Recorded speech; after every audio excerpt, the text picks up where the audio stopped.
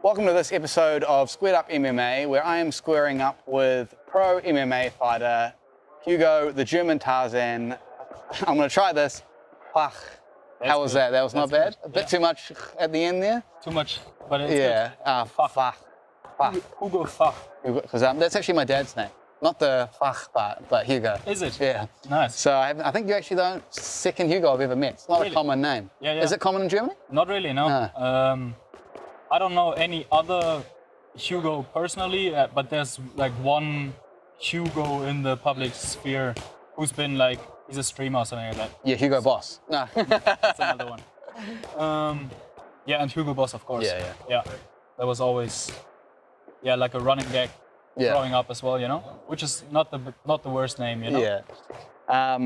Yeah. So if you like these interviews, please like and subscribe and follow on Instagram and TikTok and just Google Squared Up MMA and follow along.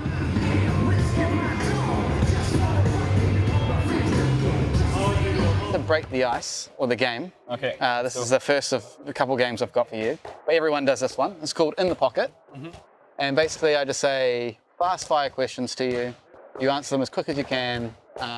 Ideally you don't think about it. Easy. All right. Who is your favorite fighter? Let's say Volkanovski. Would you rather get knocked out or submitted? Submitted. What is your favorite dinosaur? I don't have one, honestly. Crocodile. Done. If you punch yourself and it hurts, are you weak or are you strong? I'm a bitch.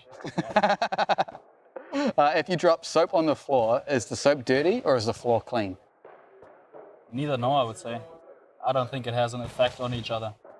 And I mean, it depends. If the floor is dirty, then the soap is dirty. All right.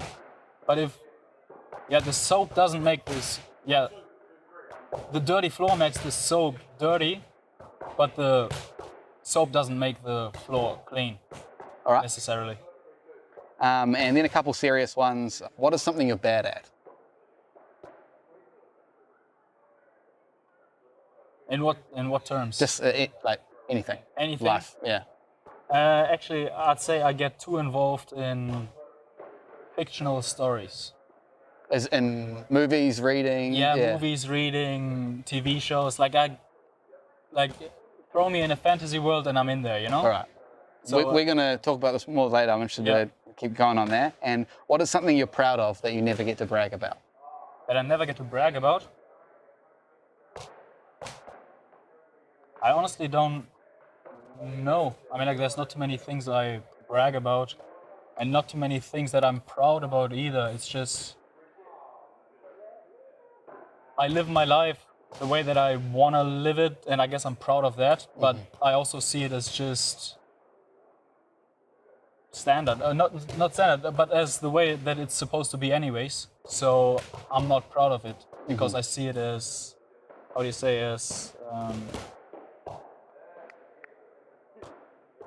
I know the German word right now. I'm German, guys. This also seems like a very German answer. Yeah. Selbstverständlich is the word, but maybe it will come to me. Okay. Do you know what I mean? No. It's all right. I think we can always edit it back in later on if it comes to you. Yeah.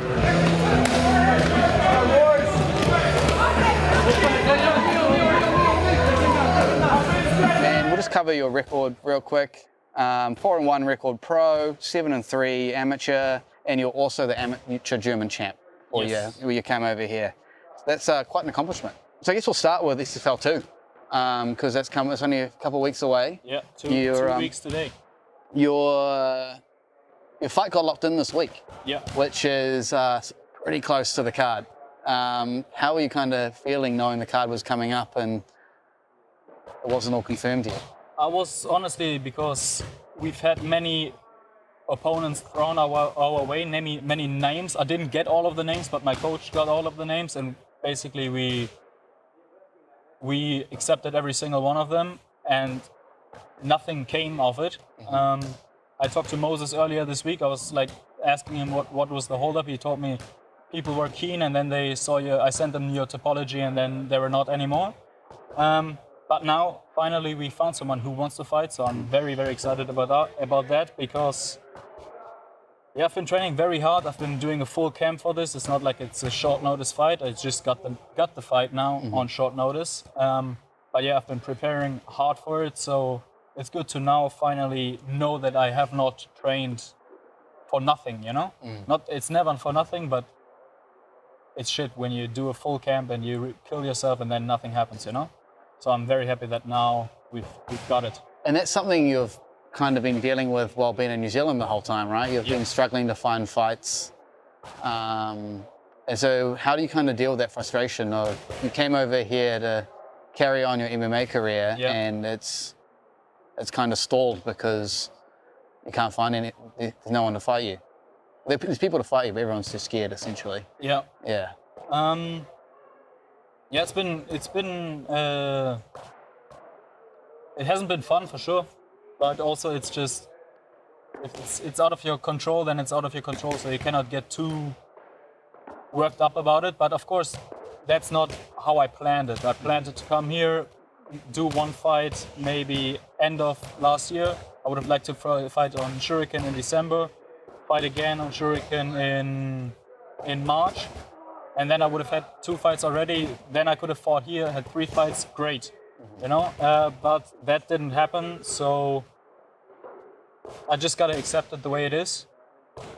And I know that the time is not lost, because the whole time that I spent here, I learned so much.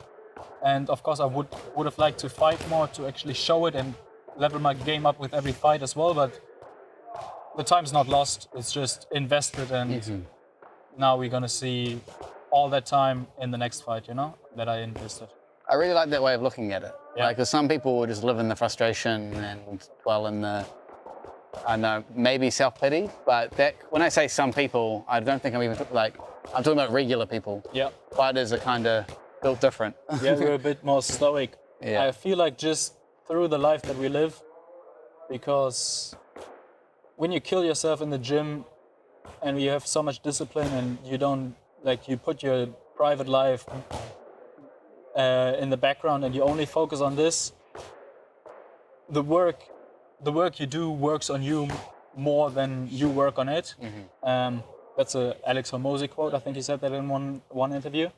And I really like that because it's true. Like, I feel like over the years of living the life that I live of the professional fighter, it changed me in the way that I am just more stoic, that I'm less emotionally reactive to small things, you know? So it is easier to deal with setbacks, it's easier to deal with things not going your way just because you're doing hard things every single day, so things just, they shrink in comparison, maybe.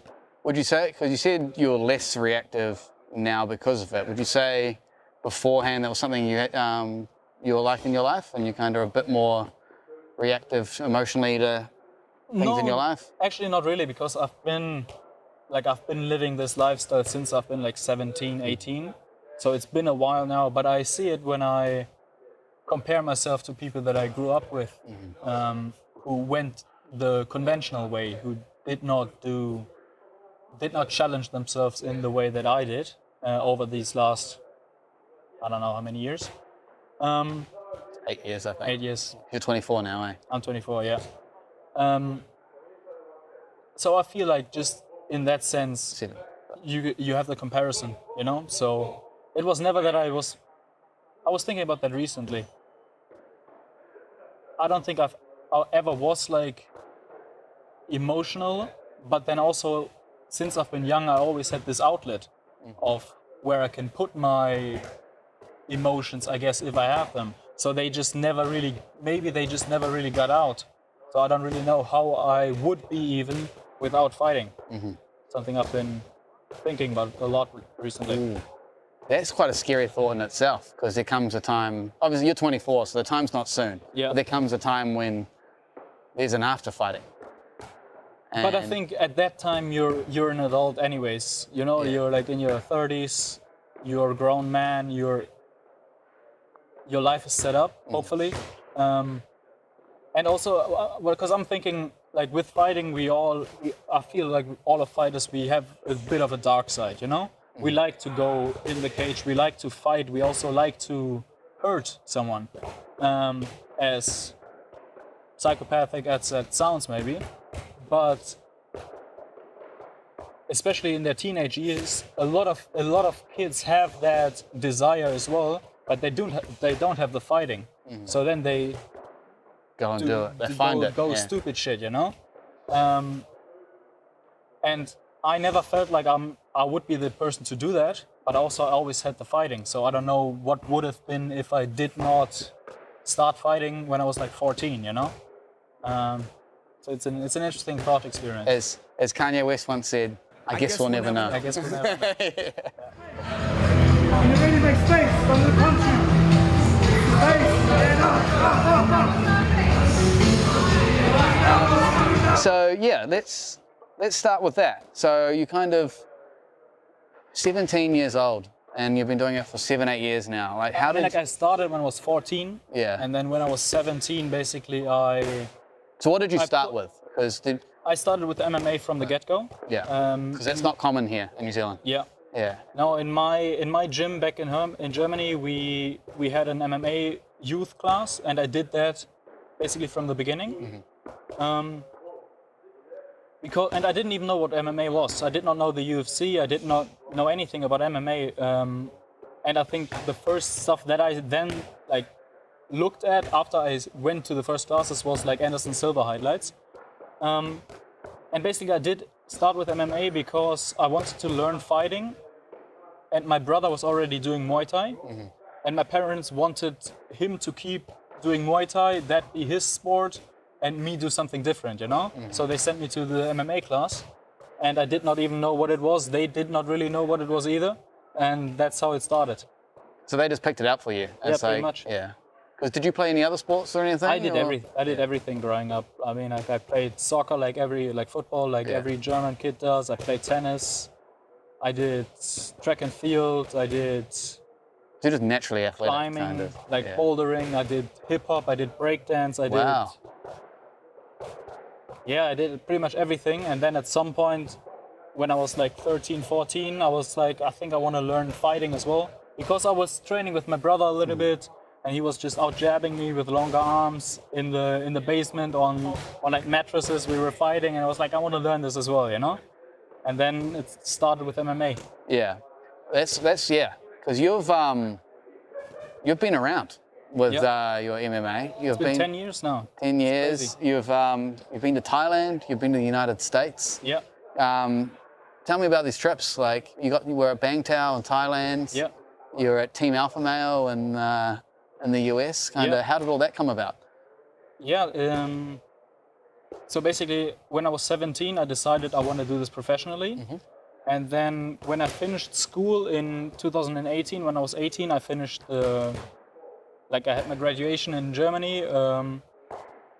And then people then sometimes they take a gap year, they go to Australia, they go to New Zealand, do like their work and travel stuff, or they start doing going in like a tradesmanship and learn a trade, or most of them go to university. And for me, I knew that's not for me. So I knew, okay, now I'm finished with school, so I can actually focus on fighting full time. And that's what I did. So basically the first thing that I did was book a trip to America. So basically I finished school in June, I think. And then I'd say in August or so, I was already in America for 3 months. And I was actually, the year before, I was already, like while I was still in school, during summer holiday, I was in America for the first time for like 3-4 weeks, training in Los Angeles. And then the year after, I went back to America, went to Los Angeles, looked at King's Gym there, then looked at American Kickboxing Academy, and then at Team Alpha Male, and then decided to stay at Team Alpha Male for the rest of my ESTA visa, so 90 days. So I was there for 2.5 months. And that was my first real experience in a professional gym with UFC fighters, where it's high level and where also there was like the structure to the training. You train twice a day, and it was the first real growth experience for me. Because how was it training with those UFC fighters? Because some of the names I've got here, you got Andre Fili, Sage Northcutt, Marvin Vittori. Like you've fought with some big names. Yeah. Well, I've trained with some big names, I should say. Yeah, Vittori, I just met that one day that I was at King's Gym. And then with Fili, I sparred a little bit when I was there. I sparred with Sage Northcutt as well. No, you backflipped with Sage Northcutt. I tried. He's way better. Yeah, I mean, I still you made the flip. You just didn't quite stick the landing. Yeah. You didn't land on your head, which is what's important. That's important. Yeah. That's true. That was pretty cool because even back then, it just showed me. Sure, they're better, but it's not like there's such a huge gap that you could never cross, you know. So basically, it just showed that it's possible, and that was cool to see for the first time. It's never that I didn't think that it was possible. I always believed in myself. I always had a high self-opinion of myself, I guess, a lot of confidence, but it was still good to see that they're also just human beings, and they've just been doing it for a long time. So if I do it for a long time and I work hard and I stay dedicated, I can do it as well, you know? So that was very good. That means when you came here, like brushing shoulders with Dan Hooker, Izzy, Carlos Ulberg, it's like you've done it all before, so it's not that big a deal. I've been used to it already, you know? Because I have been very fortunate over the years that I was able to travel a lot for fighting, for training. I've been, as you said, I've been in America. I've also been to Spain, trained at Tupuria's gym. I've been to Brazil, training with the Fighting Nerds. Actually, wow. I trained with the Fighting Nerds before any of them were in the UFC. Yeah. So back in 2021, I met them all, which was also very good. I really liked it there. So greetings to you guys, shout out. And then Bangtao, and then here. So pretty much. And then how long are each of these stints at these countries and gyms? Always more than a month. Yeah. In Brazil, I was like, with the Fighting Nerds, I was like a good month. In Spain, I was a month and a half the first time, and then another month in 2023. Bangtao, I was for a month. And then here, it's been the longest time that I've been to another gym. Which has been 8 months or something like that, right? More now, I mean like 10, close to 10. How long is your visa you've got here? I need to get out in the beginning of July. Right. We're planning to come back, or? I am planning to come back, but it's still uncertain at what point. Yeah. Because right now, as you see, it is getting very hard to fight here. So I'm thinking, even though it's the right place, it might not be the right time to be here. And I want to get some more fights somewhere else in the world, get to the UFC, and then once I'm in the UFC, I can come here, and then it's easy, you know? Yeah. Then I can get the visa as well, the talent visa, and the UFC pays for the flights back and forth, so all of these things I don't have to worry about anymore, you know? Yeah. That's kind of your whole it's the right place but not the right time thing. I kind of, you could be right on that one. Yeah, because that's something that Nate had problems with, where he left New Zealand because the market was too small. Yeah. And everyone comes here. Yeah. But the good thing about your weight class is I think that's the most common across all the other gyms. They've got a lot of smaller fighters. It's your welterweight, middleweight up where you struggle to find people in New Zealand. Yeah. So like that's a lot of places you've traveled to. Like, is it really cool to have your passion for MMA kind of take you all these places around the world? And like most people will have to, their travel is separate to like the other, like their passions and stuff. So they have to take their time out of doing one to do the other. But you've managed to put them both in one. I mean, I cannot really give too much credit to myself there, because I can only do it because my family supports me and they invest in me, and that way I have the means to even do it. But of course, with fighting, especially when you are at a point in your career where you actually make money with it, that's the great thing about it, that you can actually travel the world and go everywhere, fight everywhere, and that way see the world. So it is, I guess, once you're successful, that lifestyle is there for you. Right now, it's only there for me because I'm very fortunate, and most people cannot do it like I do. You know. So is that kind of how you make it all work financially? Your family's kind of helping you out, and so you don't work when you go to the places, and it's just all MMA. Just fully focused. Wow, yeah. And so when you wanted to travel and go do this stuff, how did that conversation go with your family? Actually, my parents were early on. They were always supportive. Like also my first trip to America, my father, for example, he paid completely, and then. But they knew you were coming back, though. That was the thing, right? For sure. And then at some point, basically, they were like, okay, because in Germany we have this concept of, we have this thing called, was it BAföG, where basically, if you want to study but you don't have the means, your family doesn't have the means, you get so and so much money from the government to actually study. Yeah. And is that a loan or it's free money? I'm actually not sure if you have to pay it back. You might not even have to pay it back. I'm not sure though. But basically, when you're in education, you get some amount of money anyways, which I do get as well because I am studying. So I'm getting that amount of money, and then you would get more money basically if your family does not have the means to support you. But since my family does have the means to support me, they would have had to pay like this and this much money to support me on my studies.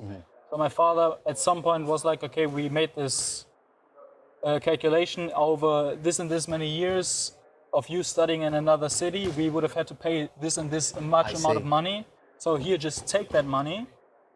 So they gave me that money as a, just basically for me to manage myself and do with that money what as you will, basically. Yeah. And I just used it to travel the world and train in the gyms that I wanted to train. So basically, they gave me the means, and then I had to manage that myself and invest it in my education, like they would have done if I would have done a normal education as well, you know?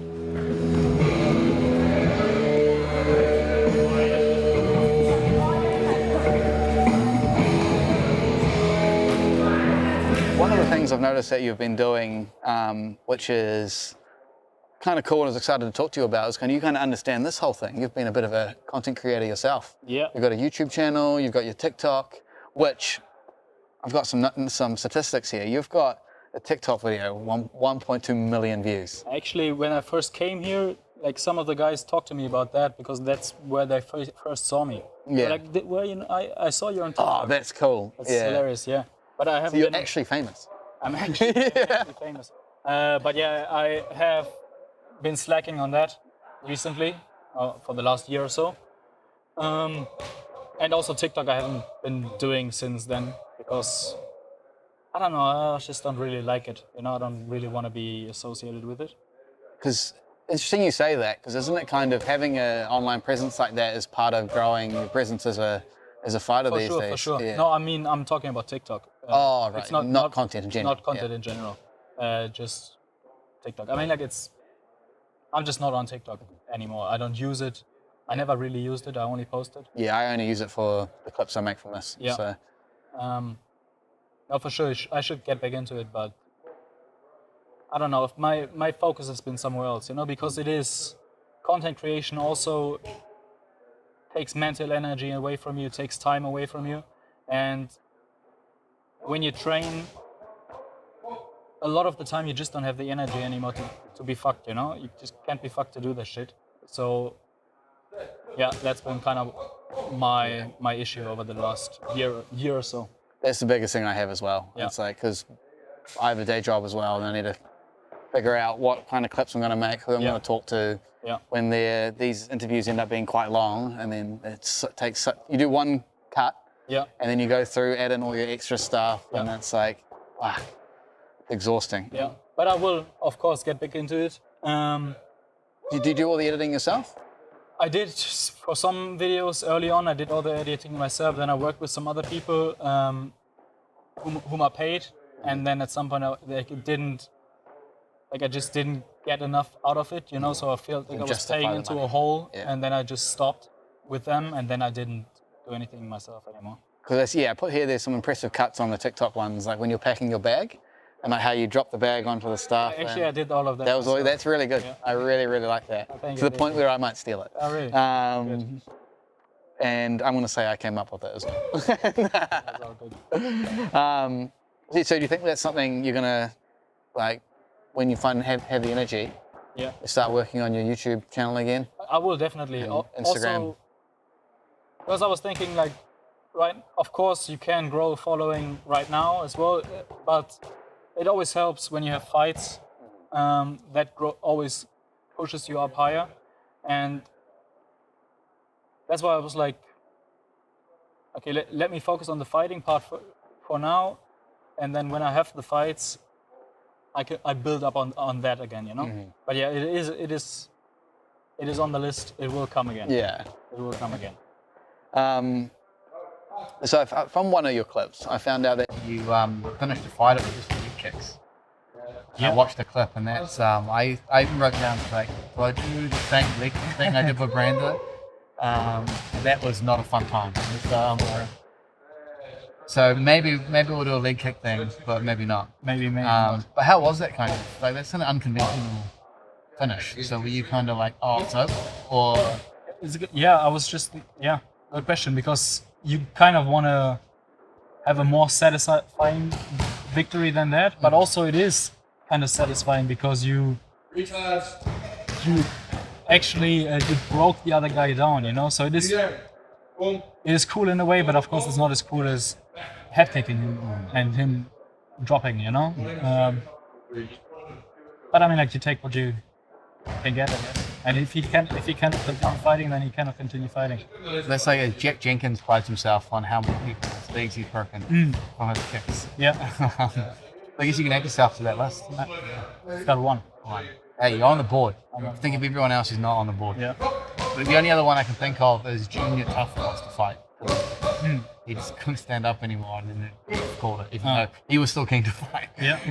Because he's been here recently, Junior Tough has been here recently, yeah. Justin was just in the last week as well. Mm-hmm.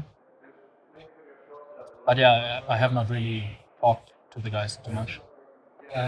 Talking about leg kicks, and somebody who was here as well, Nico Gonzalez. He was here in December last year for like 5 weeks, training with us, and he also just finished his last fight with kicks, with calf kicks in the 3rd round. I might have to go and watch that clip. Yeah.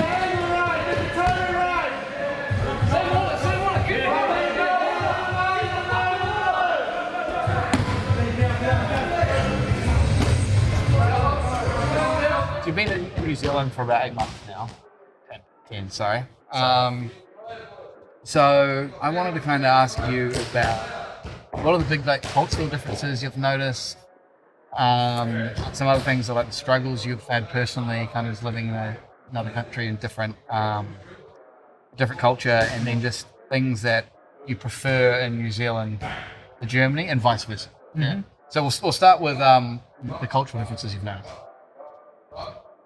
I would say people are in general more happy. Mm-hmm. They have like a better attitude about them when they walk through the world. Seem more approachable. These kind of things. Like when I first came here, it was especially like something you especially noticed, that you can walk down the street, look at people and smile. Mm-hmm. Which in Germany, sure you can, but it's kind of weird. And especially when with young men, you cannot really do it, you know, because it's like, what are you looking at? You know, it's like, what are you looking at? And I never really felt that here. I guess it's also here, like in some places, and maybe if you go out at night at K Road and you try to look at people and smile, they're like, you want to fight or what? Mm-hmm. But I just haven't noticed it. So You spend a lot of time on K-Road. I have not. I was not on payroll yet, so I cannot really talk about it. I was there once. But you know about it. I know about it. So is that the main kind of difference you've noticed? Yeah, I would say people are walking through the world a bit more, I guess, a bit more happy about themselves, with their, like, they seem more satisfied with their day-to-day lives than most people in Germany do. And so struggles then. Have you kind of had any things you've struggled with when you've come here? Mainly accents maybe? Accents? Yeah. You see, There you go, right there, yeah. Right there. Because Kiwis talk quite fast as well. Yeah, I do live with 3 Kiwis, so I did get used to it, I guess, over the time. In the beginning, and still sometimes when they say something, I don't really get it. Yeah. Especially when they talk with each other.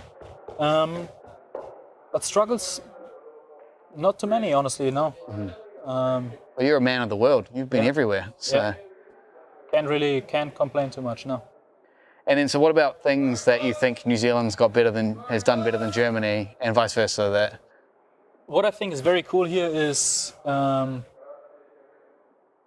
you guys have so many public sports facilities that you can use, you know? And like just yesterday I just went for a stroll on the golf course, which is right next to my house, on the public golf course, and it's like you just have a golf course where you can play golf for free. Like, because where do you live? just here in Morningside. Oh yeah. So you know the one that's like by the highway. It's a public golf course, and you can just play there. It's like 80. Chamberlain. Yeah, that's the one. Or then there's public tennis courts where you can just go, you know, which I did a couple of weeks ago as well. So that's pretty cool, I think. I mean, like what I love about New Zealand, of course, is that wherever you go, it's beautiful, and you drive an hour out of Auckland and you're in paradise. And what I really like is that you've got free-range beef and chicken, which is cheap. Like I can just get steaks here for like a good steak for like $17 or something like that, and in Germany I would not be able to get that same kind of quality meat for the same price. Yeah. So those are 3 things that I like. Some of the things that kind of blow my mind when I think of places like in Europe is for New Zealand to go to another country, you have to go overseas. You have to cross a body of water. Yeah. But in Germany, you can just get in a car. Yeah. And then go to another country, and it's like you can do that for the weekend. Yeah. That is pretty cool for Yeah. sure. Yeah, I love that about Europe as well, because you can you can cross a border to France and you're in a completely different culture, completely different language, completely different people, and you keep driving, all of a sudden you're in Spain, or you go the other way and you're in Eastern Europe, and it's very different as well. So you can experience a lot of different things on a small space, and yeah, you can get there fast. It's pretty cool. The other one is in New Zealand, we're never more than 2 hours away from the ocean, which is Really? yeah, pretty sure you can be place? in the middle, say like Taupo, I think it's 2 hours to get to your nearest beach. That's cool. Might be 2.5. But anyway, and then there's whole countries in Europe that are nowhere near the ocean. Yeah. So Yeah. that's kind of, I guess you kind of take that for granted here. So what's something that you reckon back home's got better than New Zealand? Public transport, perhaps. I guess so. But I mean, like, yeah, there's nothing really that comes to mind where I'm like, oh, I really miss that from Germany. Yeah. Like about Germany, you know? Like I miss family and friends. But Do you ever see yourself? Nothing specific about Germany, you know? You see yourself going back to settle there again, or do you think you're going to be living your life overseas for the foreseeable future? Yeah. I will go back to Germany when my visa's off and spend some time there, see if I can get some fights there. But I don't see myself living in Germany for long. Like, I don't see myself spending my life in Germany, you know? I always kind of felt like I just want to be somewhere where the ocean is always only 2 hours away. I've noticed from your Instagram you love the ocean. You've done a few photo shoots there. I love the waterfalls. I fucking love waterfalls. You know what they say? Don't go chasing them. Don't go chasing them. Yeah. I do. It works. It works. I'll tell TLC. Yeah.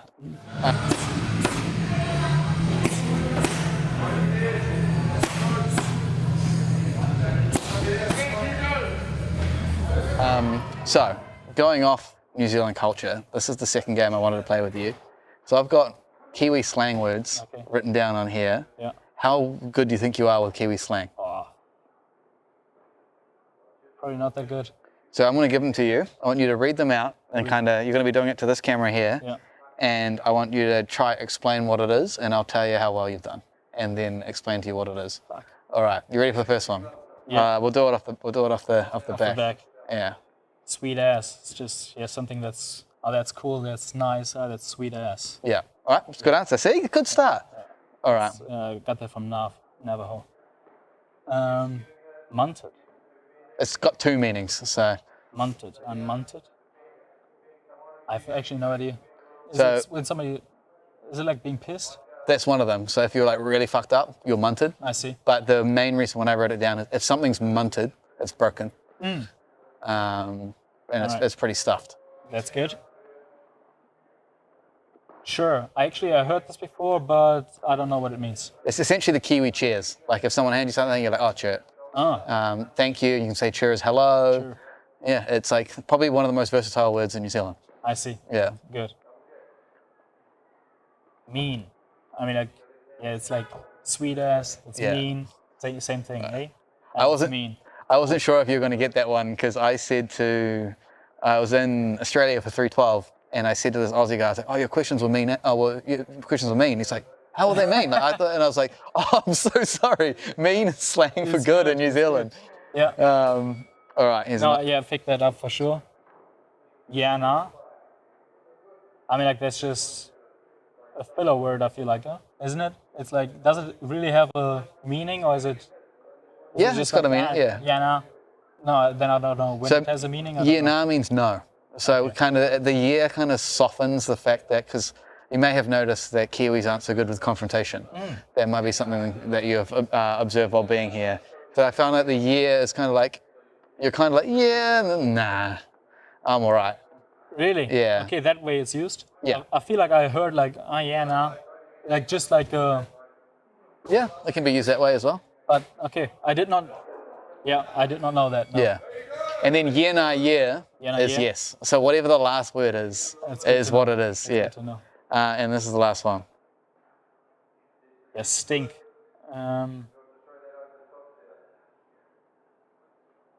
Yeah, honestly, I do not know what that means. So stink is like if something stink, it's just like it's bad. It's not Bad? good. It's Okay, just so like it's that's like- like it's- oh that sparring session was stink gas. I see. Yeah. Yeah. Now you can use those every day. Stink.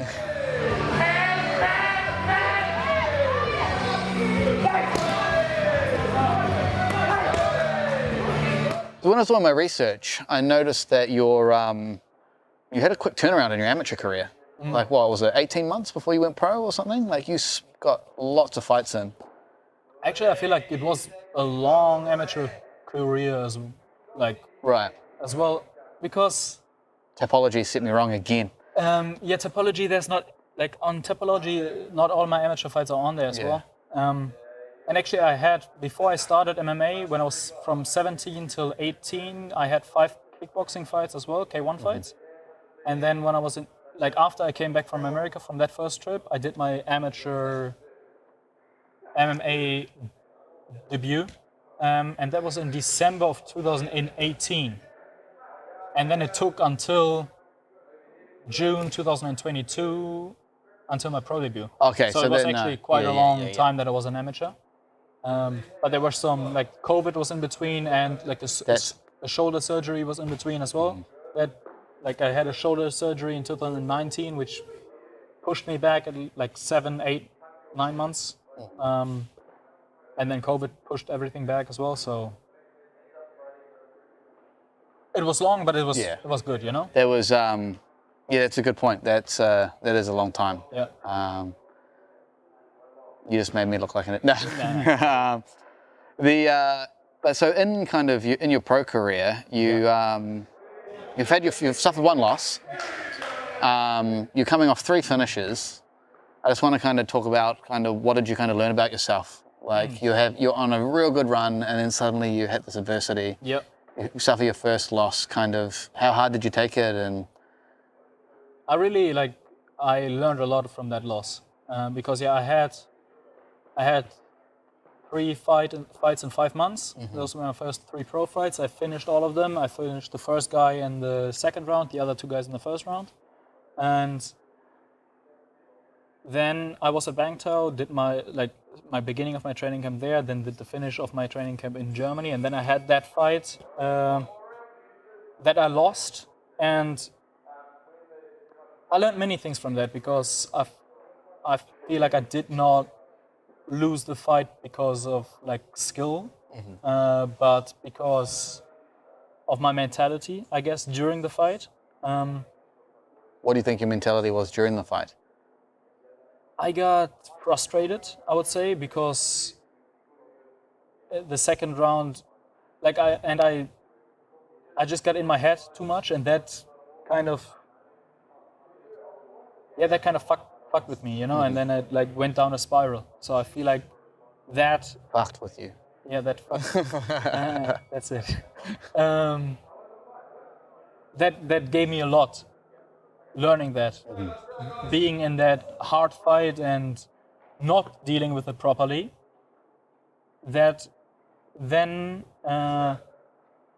actually helped me to deal with it properly the next fight that I had, which was also a 3-rounder, which was a hard fight, where I was in positions that I did not want to be in, but I learned from the previous fight, okay, I just gotta stay calm, gotta stay focused and fight myself out of these positions and get back on top and then win. And that's what I did in my last fight. So I really learned a lot from that first fight that I lost.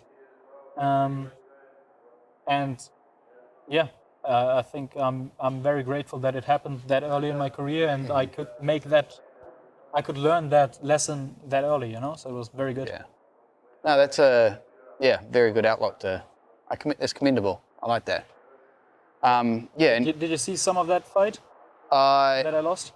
No, I don't think I have. No, because I was that first round was so beautiful. You're just in a flow state. I was in a flow state, and I just hit him with everything. I did get at the 4-minute mark. I did get dropped as well, with a flash knockdown. But then 30 seconds later, I was back on top, chasing him again. It was beautiful first round. And then in the second round, I got taken down and got my back taken, got choked. It really looked like the choke was fully in as well. I don't even know why it wasn't. And then when I got back up, I was just tired and also demotivated and getting down on myself, and learning that then was very, very important for me. So it was a good fight. Of course, I would have still liked to win in the end and then still got the same learning, but would you have gotten the same learning? Probably. Maybe not. Maybe not. Yeah, maybe the pain of actually losing was necessary to understand. Are you quite a self-reflective person in general? I would say so, yes. You journal? I do. Yeah. But not right now, not daily. I used to do it daily, but then it's I don't really know what to write about. So recently I've just been writing when there's things on my mind. And I guess there's arguments for and against both approaches.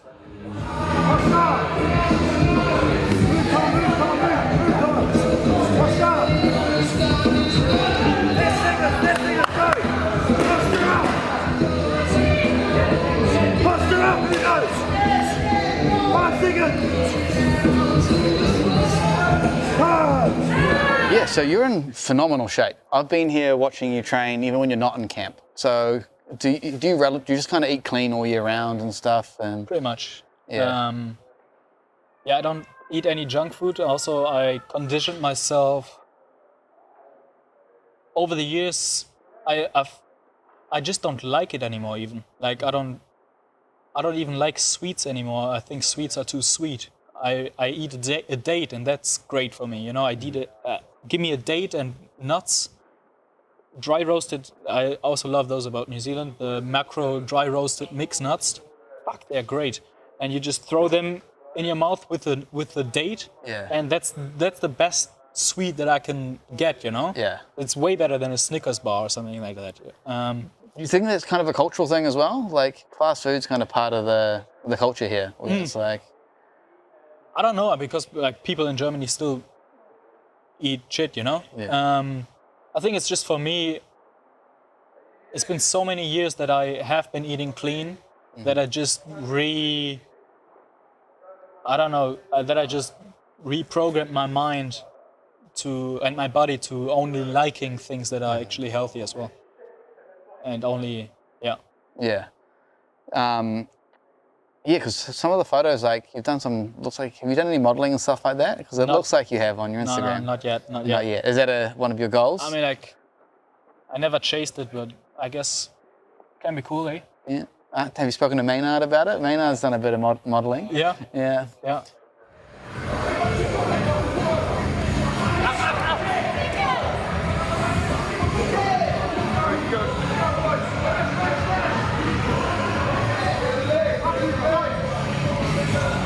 So tell me about the nickname German Tarzan, because your hair hasn't always looked like this. It has not, but actually it has very early on. When I was a kid, I had the hair like this. Oh, okay, yeah. And then, actually, when did the first Tarzan comments came? Was when I was a kid. Yeah. And I had the long hair, and I was never skinny.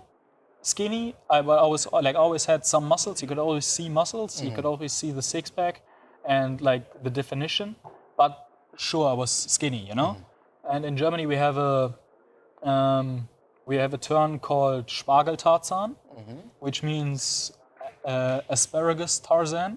Okay. Oh, okay. Because you're like thin, basically.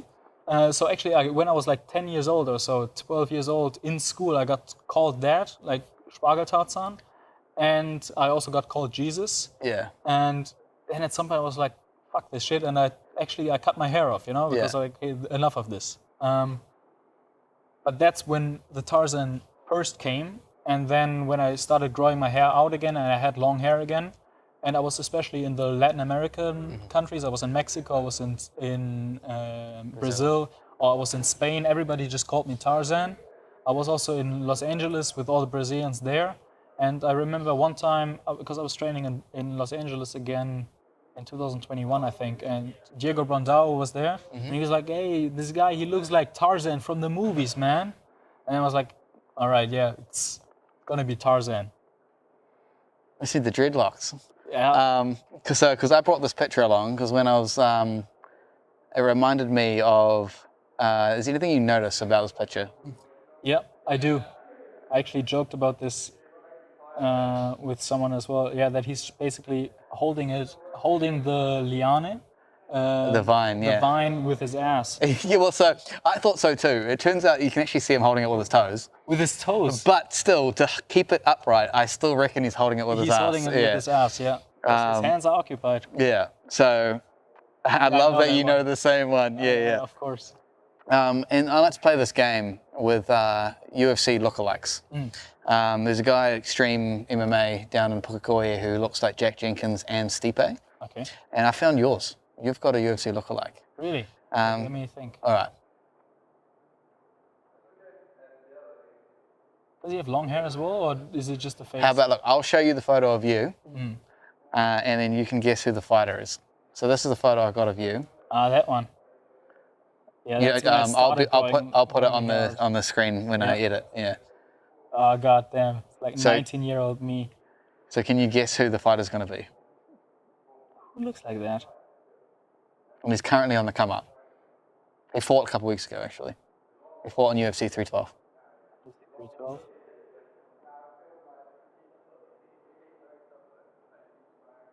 I have no idea. What do you think? Chase Hooper? Chase Hooper, yeah. I guess so, eh? At that point? I showed people at my work, and they're like, "What do you mean? They're the same? They're the same guy?" It's the same guy. Yeah. You see, I'm in the UFC already. Yeah, you're doing great. You beat Jim Miller. You beat Jim fucking Miller. I'm a bit upset about that. I love Jim Miller, but Yeah, but he is actually a Spargel Tarzan. Yeah.